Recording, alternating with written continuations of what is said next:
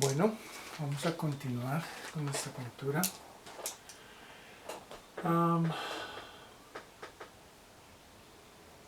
Y vamos a continuar, pues, hasta ahora hicimos el cielo con estas montañas de atrás.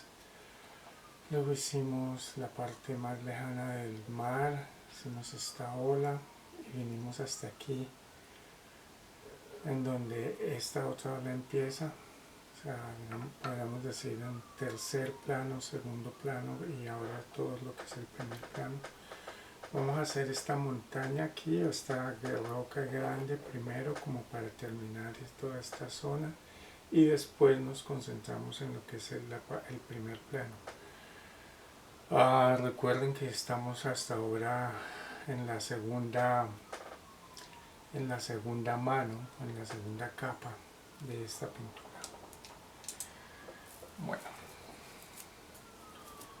entonces como vemos esta roca aquí está más cerca y los colores de las montañas de atrás son más azulosos y púrpuras, son colores más fríos que se van hacia el fondo, hacia la distancia. Los colores fríos tienden a alejarse y los colores cálidos vienen hacia nosotros. Entonces esta roca de todas maneras, aunque tiene púrpura, es más cálida en ese sentido. Hay un poco más de la vibración de rojo en el púrpura aquí que estas montañas que son predominantemente azules y también más grises porque tienen más blanco en ellas, ¿no?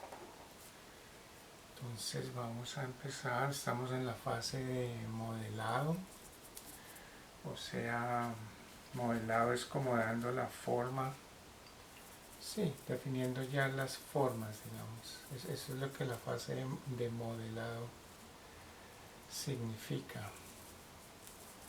Entonces empezamos con un tono, con un color púrpura de base. Sabemos que los colores predominantes aquí son grises entre el púrpura y el verde. Entonces vamos a continuar con esa misma tendencia, digamos, para mantener la unidad del cuadro, ¿cierto?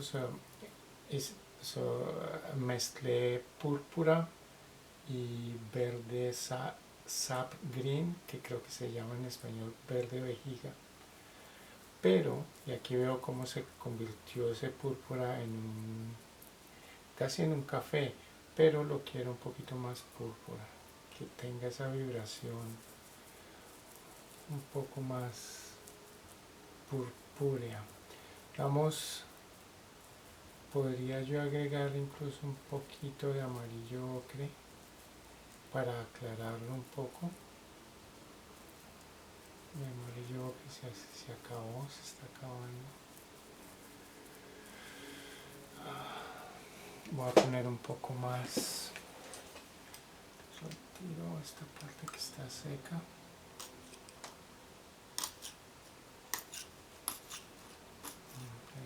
Debía haber hecho esto antes, pero saco estas.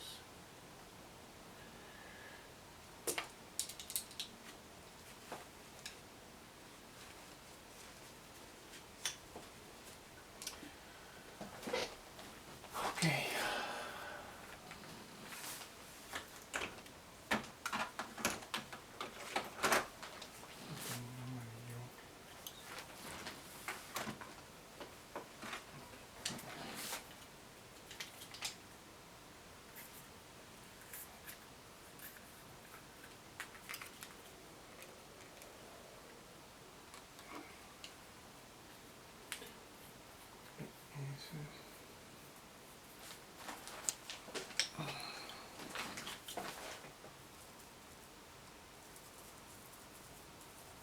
Por acá, entonces tenemos, este es rojo siena, que es como una variación del amarillo ocre en realidad.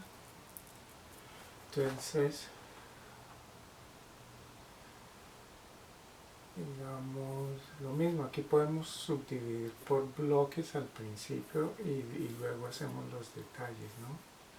Entonces, digamos, aquí estoy como tratando de definir lo que es la zona clara y la zona oscura, ¿cierto? O sea, toda esta zona es más oscura y aquí hay como más, en los bordes recibe más luz. Entonces puedo, digamos, aunque estoy en la parte de modelado, puedo empezar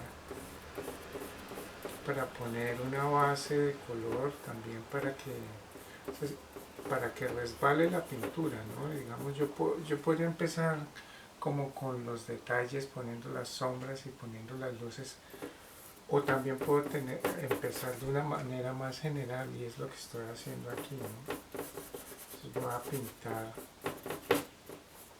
digamos, por bloques, lo que es la parte más oscura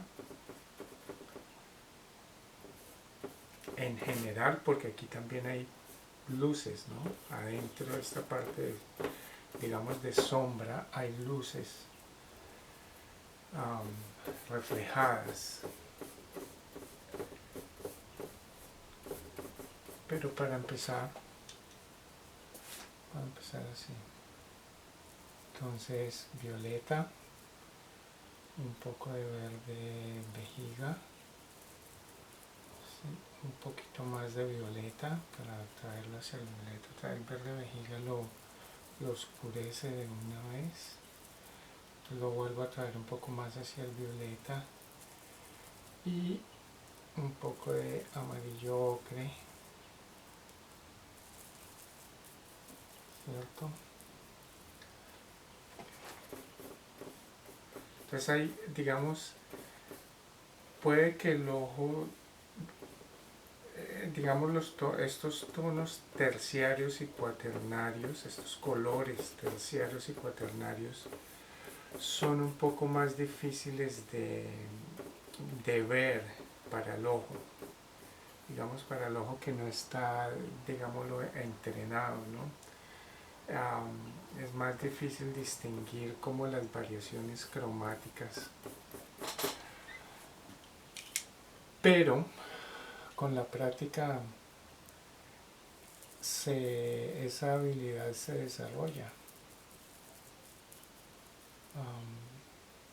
Empezamos a ver tonos grises y en grises o pardos podemos ver vibraciones cromáticas dentro de esos tonos grises o pardos. Entonces, por ejemplo, aquí este es un gris y usted alcanza a sentir la vibración del púrpura, del verde y del amarillo ocre. Digamos como que hay que decirle al cerebro que los vea, ¿no? Y digamos, y si yo le pongo, digamos, voluntad, yo sobre todo es predominante el violeta, pero uno alcanza a sentir el verde ahí vibrando y también alcanza a sentir el amarillo, que más pues sabiendo que los hemos puesto, ¿no?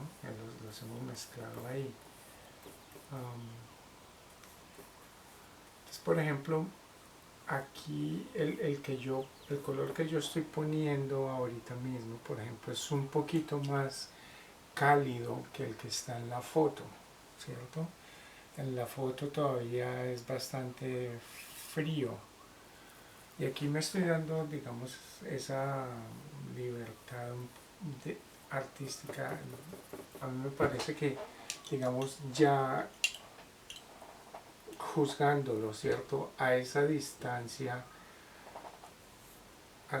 es la distancia a la que esta roca está, de mi punto de vista como observador, pues es mucho más cercana que esas montañas atrás.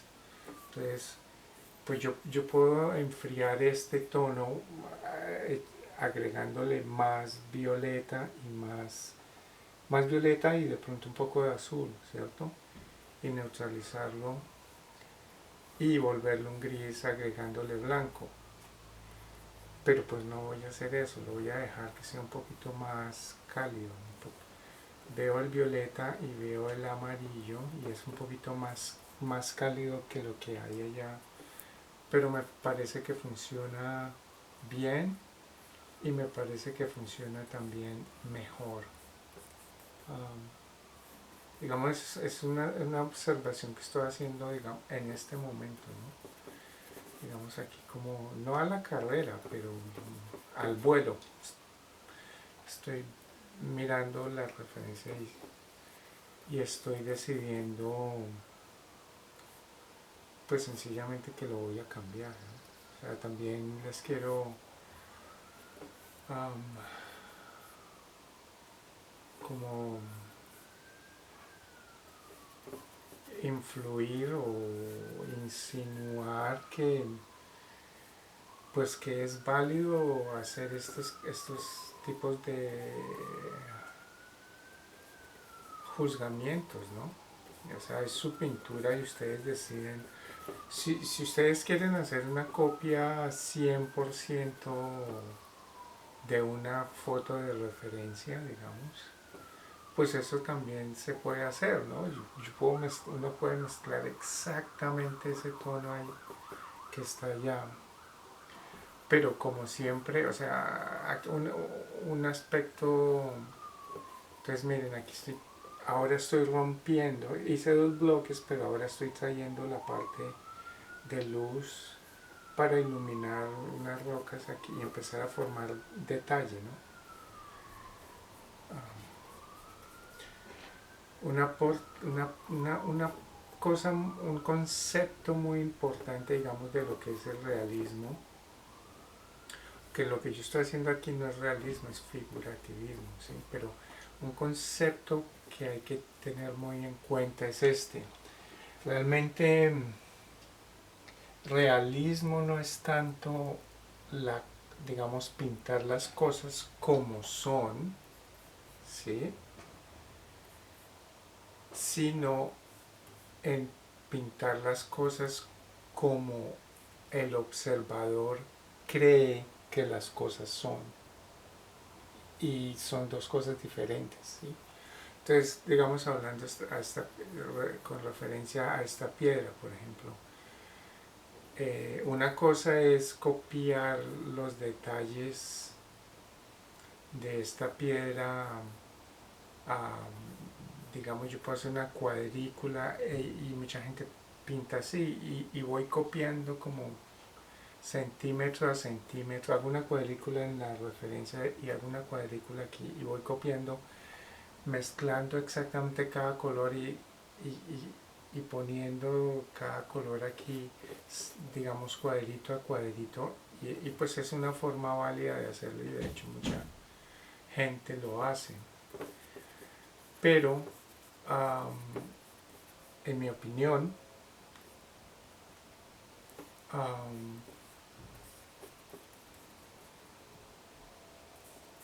digamos, el realismo se trata más de pintar, pero o sea, otra vez, o sea, no, porque lo que yo estoy haciendo aquí no es realismo, es figurativismo. Pero quiero que tengan en cuenta este concepto. Es más realista pintar las cosas como el observador cree que las cosas son, que pintar las cosas como son, como digamos la realidad fotográfica de una cosa. Si yo pinto una cosa digamos, y les voy a ilustrar este ejemplo con este concepto con un ejemplo, ¿sí? Digamos nubes, otra vez, ¿sí?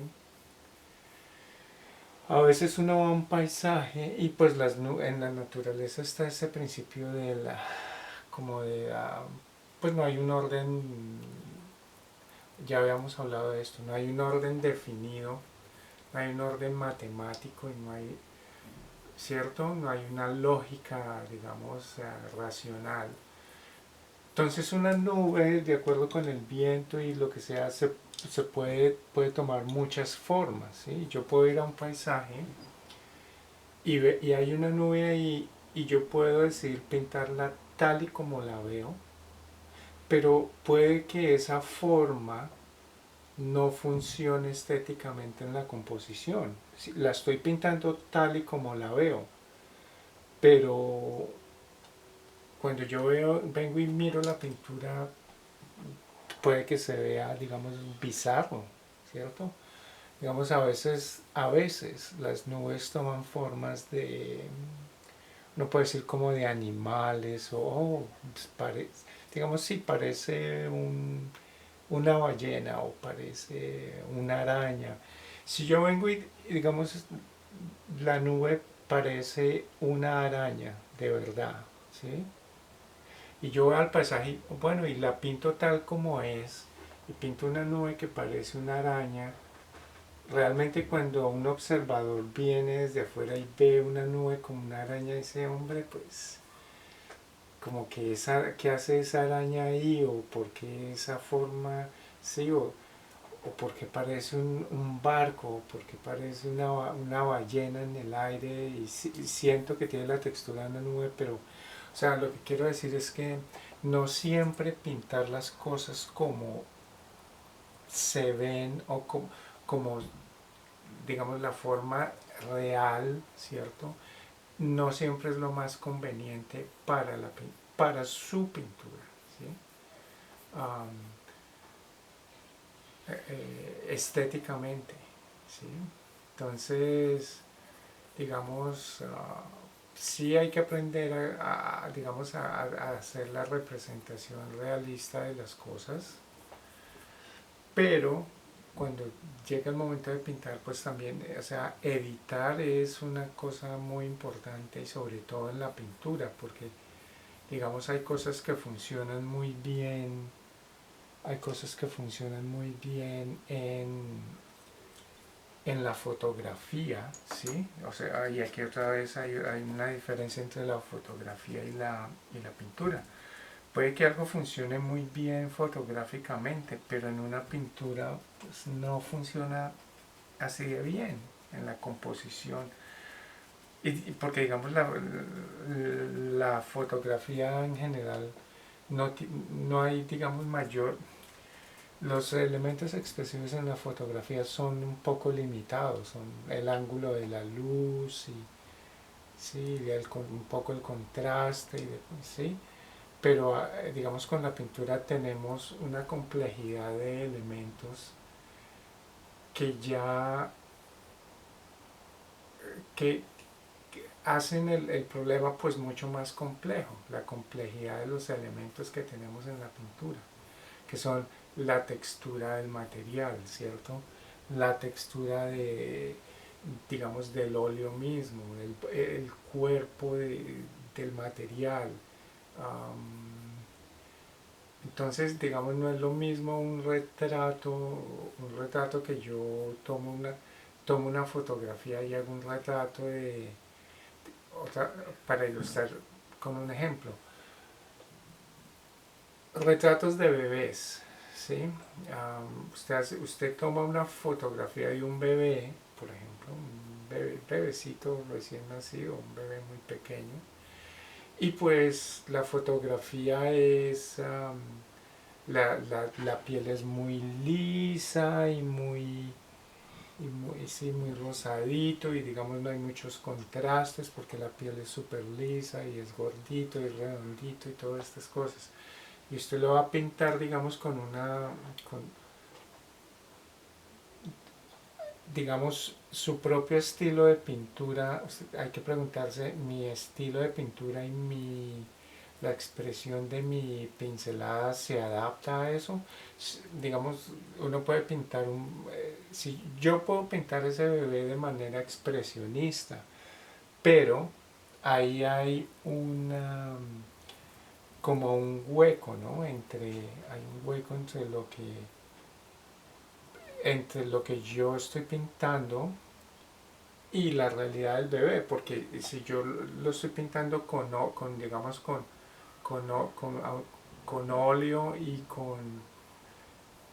digamos, con espátula, por ejemplo, pues no voy a lograr la textura lisa de la piel del bebé. Puede que logre como la morfología, ¿cierto? Como las formas am, y la topografía digamos, de la forma de su cráneo y los ángulos de la nariz y los ángulos de los ojos y puede que yo logre todo eso, digamos, y un parecido, ¿cierto? En general, pero si yo lo estoy pintando, digamos, como con una pincelada y un estilo expresionista, la, la calidad de la piel, esa lisura de la piel del bebé, pues no está ahí, ¿cierto? Aunque se parezca. Entonces, lo que quiero decir es, tenemos que estar conscientes que estamos haciendo pintura, ¿no? No fotografía. Es, eh, es un aspecto importante, digamos, si hay gente que, digamos, quiere, y es una cosa válida, yo, pues me parece, porque el arte, pues, si hay algo en el arte es que es una cosa muy personal, ¿no? Pero, digamos, querer hacer que una pintura sea o se parezca a una fotografía, pues es una cosa, y hay, pues, pintores hiperrealistas y todo eso, ¿no? Que han hecho carrera, pues, haciendo eso. Pero a mí me parece que es una aberración, ¿no?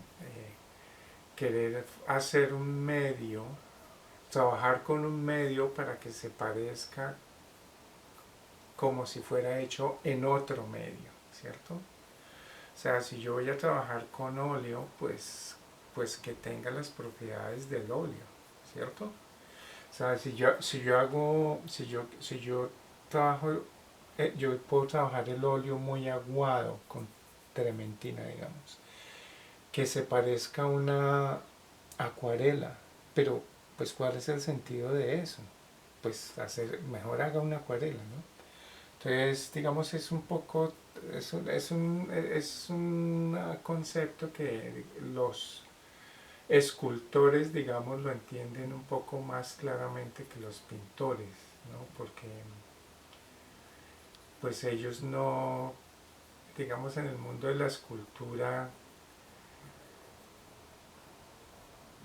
no es que no exista, ¿no? Pero digamos, los escultores tienden a respetar el material, ¿cierto? Ellos tienden, es como un principio, es como una regla no escrita, una regla no establecida, que es respetar el material. Entonces, pues, pues ellos tienen, ¿sí me entienden? Ellos respetan el material. Si es un medio pesado, pues no intentan que parezca como otra cosa. Ahora, expresivamente, lo que ellos pueden hacer es, imagínense, por ejemplo, un escultor en mármol, ¿cierto?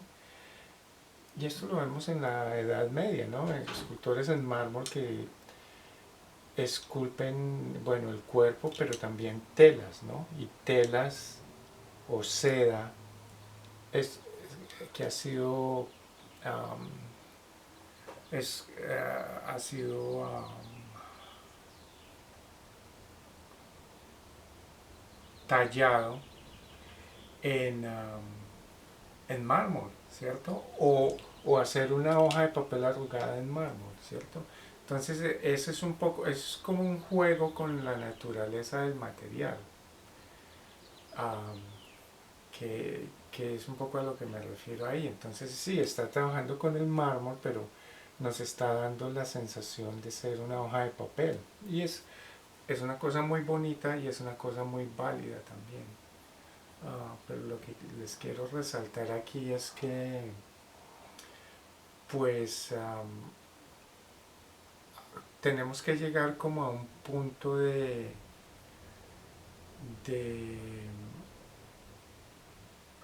digamos, trabajar con el material y escoger el material, digamos, no hay caso a menos pues que sea una parte de su ¿cómo se llama?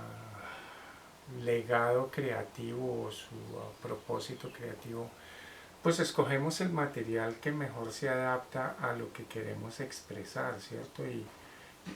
Y trabajamos, digamos, como con esas propiedades del material y explotamos esas propiedades del material, ¿cierto? Bueno, no sé si los he enredado mucho, pero lo que quiero decir es,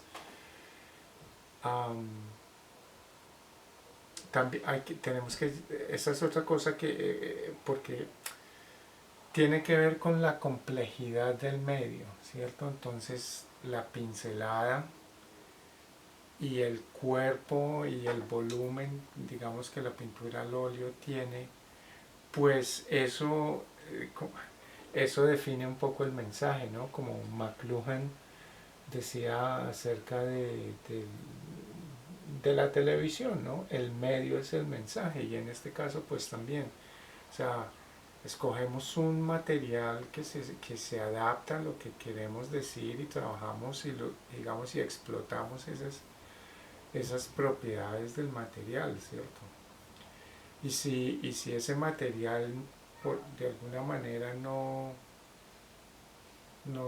se adapta al mensaje o no, como que no nos ayuda, digamos, a transmitir lo que queremos de la mejor manera, pues escogemos otro material, ¿cierto? A eso me refiero. Pero si estamos trabajando con, digamos, óleo, pues entonces es importante aprender a conocer las propiedades de ese material y explotarlas, ¿cierto? De manera expresiva. Ahora, para ir hacia el otro, digamos, al argumento opuesto, ¿cierto? Pues una vez que yo sé manejar el material, puedo empezar a jugar con él, ¿no? Y hacer, a crear contradicciones y a crear, porque pues también hay un espacio creativo en eso, ¿no? Bueno, espero que me estén entendiendo. O sea, no solo les quiero enseñar digamos, la técnica colorística o lo que sea, pero también pensar un poquito en todo esto es parte de la pintura, ¿no? Pensar en todas estas, elucubrar, ¿no? Todas estas posibilidades, todos estos, como dicen en inglés, innuendos del oficio, ¿no? Ok.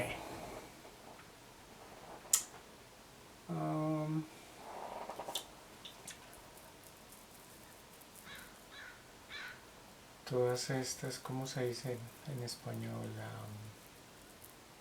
Ires y venires. Todas estas... Wait a minute.